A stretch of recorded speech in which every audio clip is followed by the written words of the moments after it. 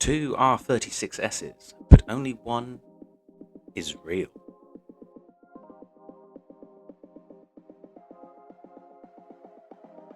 In today's video, we're going to be reviewing both consoles and break down the differences between the real R36S and the clone. So that's build quality, performance, software, and what's going on inside to help you find out if you have a clone or help prevent you from buying one. Both were bought off of AliExpress. The genuine one came from a store we researched beforehand. It cost us just over £30 with a 64GB SD card. And the other one from a random seller for just over £20 with a 126GB SD card. So yeah, without further ado, let's get into it. So let's start with the unboxing. First off, you can see that similar boxes, but with clear differences. Unfortunately, even with the clones, they can sometimes come in the same box as a real, genuine R36S. So not really going to luck out there trying to tell which one is the clone and which one's the real one.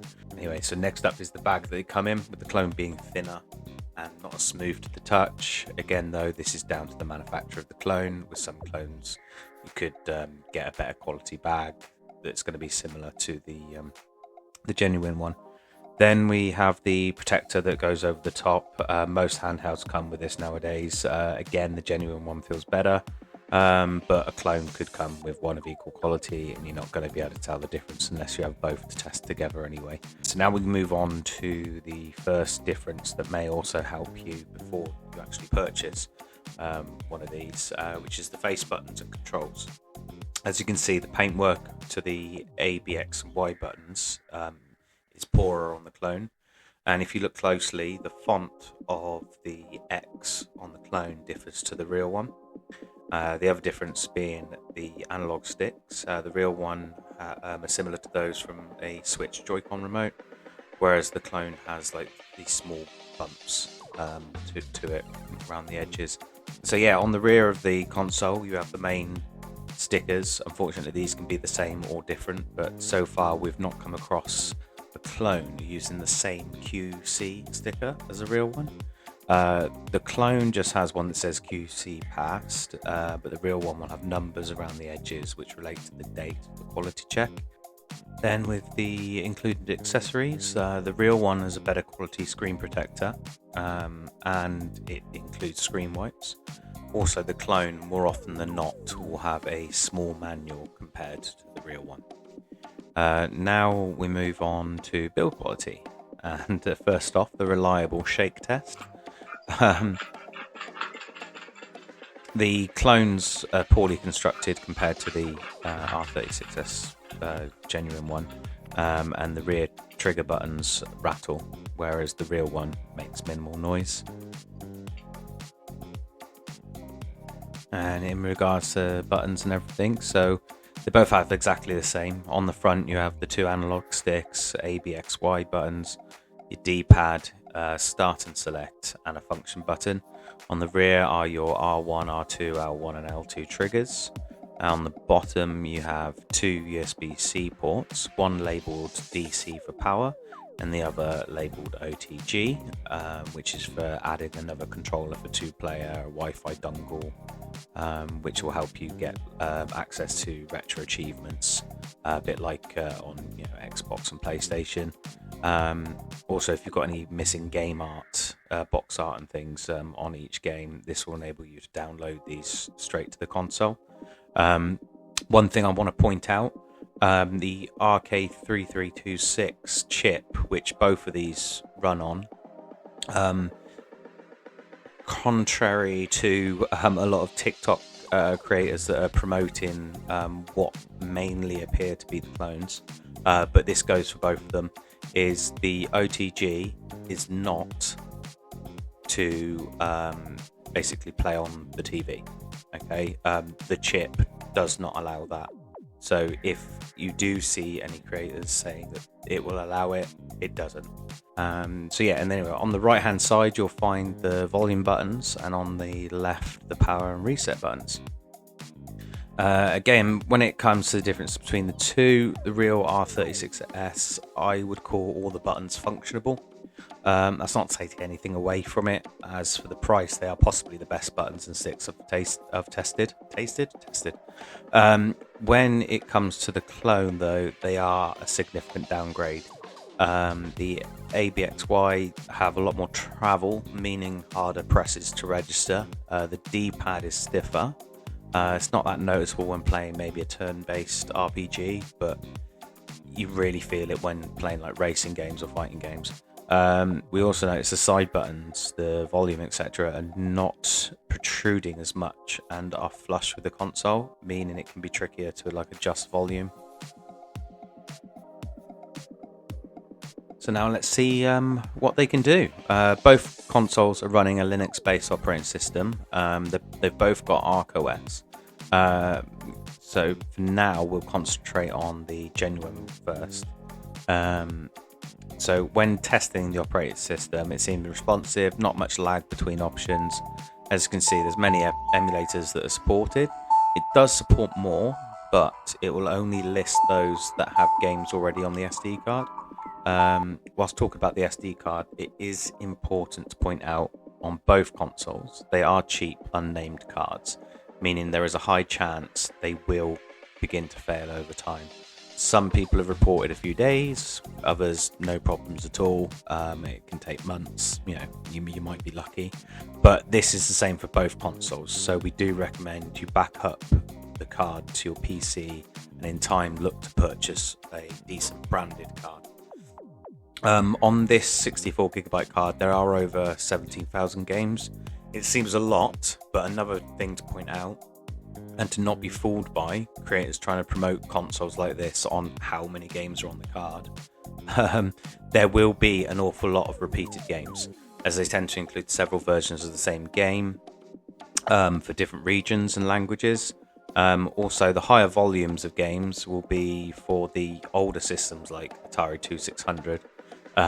Then you will more than likely get so Famicom and Super Famicom, which are what the NES and SNES were called in Japan.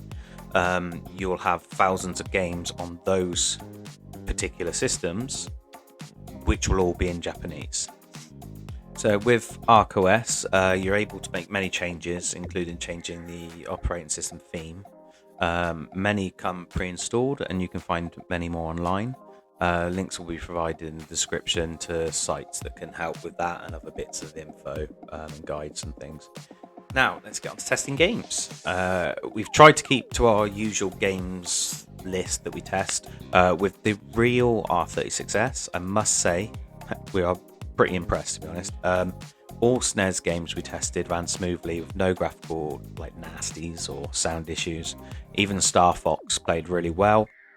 Again, Mega Drive, no issues to report, although emulation-wise, it is less demanding than the SNES. Moving on to Game Boy Advance, again, nothing really stood out as poor. Even Need for Speed Underground was stable, which is another game many struggle with. And then with PlayStation 1, we didn't find any issues on the games we tested. Nightmare Creatures usually has major sound issues and could be a bit choppy, but was great to play on here. N64 is different. The easier games like Super Mario 64 and Mario Kart 64, they were perfectly playable, but there were a few graphical hiccups here and there. The N64 is where it's really going to be hit or miss though, with games, as you can see with Cruising USA, which is one of the more demanding games. It was great to see DS running well. Obviously, you'll need to be a bit picky with your games as there is no touchscreen, so some games are not going to be a good experience. The emulator does have a way to use a virtual stylus using the left joystick, but it's just not the same. When it comes to Dreamcast, the easier titles like Crazy Taxi are playable with a few dips here and there. Sonic Adventures 2, on the opening scene, it drops to around about 25 in places, frames per second, 30. One game I was not expecting to be on here and performing well was Metropolis Street Racer. which is the game that spawned one of the best driving games ever, Project Gotham Racing, even with all those kudos. Lastly, we have PSP, again a mixed bag, lighter titles including PSP minis mostly run well. It starts to struggle on the more demanding titles and require a few tricks here and there to improve performance, but some will still not be an enjoyable experience. So when it comes to scores, build quality, we feel a 7 is about right. Price, honest, if you manage to get a real one at £30 or less, it's got to be a 9, really, to be honest, for everything you get. Performance, again, for this price range, it's going above and beyond, to be honest. There are a few things here and there that let it down, but it's easily an 8. And over to Reaper for his score. Thanks, Chicken Wing. My overall score for the real R36S is 7. I like the performance and the controls are good. I have marked it down a point as I do prefer horizontal handhelds instead of vertical. Thank you, Reaper. So that gives us a total of 31 out of 40, and with a bit of rounding up, we've got 76%. Now, moving on to the clone. First off, a few things. The operating system, although running the clone version of ArcOS, it does run okay.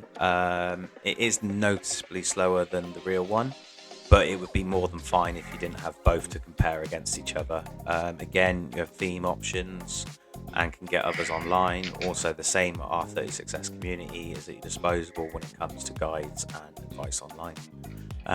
Game-wise, everything up to SNES and Mega Drive era run fine with no issues at all. We found frame rate drops in Mario RPG during the cutscenes, but during the actual, walking around doing battles, it was fine. Super Mario World 2, again, dropping down into mid-40s from 60 frames per second. Both still playable though. Star Fox, however, I would say is going to be a tricky one, as it was dropping even in the training missions. So as you get further on within the game, that's going to get worse. With regards to Mega Drive, no problems whatsoever.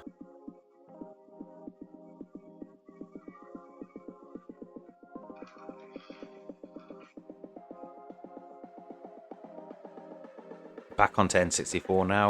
Mario 64 and Mario Kart 64, yes, there were more drops, but still playable. Again, stick to PAL versions. The game library of available games that are going to actually play okay is going to be a lot smaller than the real R36S. Game Boy Advance ran well, but more intense titles like Need for Speed Underground problems did start to show. Still playable, however, the D-pad, it was so horrible to use. DS seemed to run rather well and even already had a DS style bezel set up, which was a nice little touch. But these bezels, when you go into the systems and stuff like that, you can set things up, even like with the real R36S, and there's guides like that online as well. PSP, it was a bad experience, to be honest. A lot of the games I tried loading had this issue of saying not enough space on the PSP memory card. Yet there were some games that did play. However, the ones that did get working didn't play that well at all. You'll probably find a few in there, and it might be something to do with the BIOS settings or something within RetroArch, where that's actually bringing up this issue. I don't know, or it could be the ROMs are faulty that are on the SD card. Finally, we got Dreamcast. The games we tested were quite choppy, worse than the genuine console. Crazy Taxi was okay, but not great, and Sonic Adventures 2 was a bit all over the place. And let's get on to the scores for the clone. So build quality is not great, and considering you can find the real R36S for roughly the same price, maybe about a couple of pound more, I'd say this is a 5. Price wise, if you can find a clone for as little as £20 or even less, like we did, and you're aware of its limitations compared to the real R36S, I could see an argument for buying one. It's certainly better than some of the other consoles we've bought and tested for a similar price. So therefore, I would give it a 7. Performance-wise, it uses the same chip as the real R36S, but doesn't perform as well. Now, there is a reason for that, and we'll look at that shortly. But because of the worse performance, I feel a 6 is about right. So let's hear from Reaper for his score. My overall score for the clone is 5. It feels cheaper, the performance is less, the buttons are hard to press, and it's uncomfortable, plus it rattles quite a bit. So for the clone, that's 23 out of 40, and again, with a bit of rounding up, we've got 58%. So why does the clone not perform as well as the real R36S? It's rather simple, really. It's cost cutting. To make as much markup as possible without impacting the overall performance too much, the easiest thing that they can change is the amount of system RAM the clone has. So where the real R36S comes with 1 GB of RAM, the clone comes with half of that at 512 megabits. With less RAM, that RK3326 chip cannot get that data back and forth as quickly, which will slow down its calculations, which in turn lowering the performance of the console. Now, there is a bit of a because in the manual and on the seller's page for the clone, it does state that there is 1 gigabit of RAM, which there isn't. Anyway, so as you can see, when taking apart the two consoles, the real R36S has 2 RAM modules equating to 1 gigabit, and the clone only has 1. If you have one of the translucent lighter color versions, you will be able to see this without taking the console apart. Thanks for watching the video. We hope you liked it. If you have any suggestions for future videos, please drop a comment, and if you haven't already, please subscribe to our channel and hit the like button. Until next time, keep on keeping on. Bye.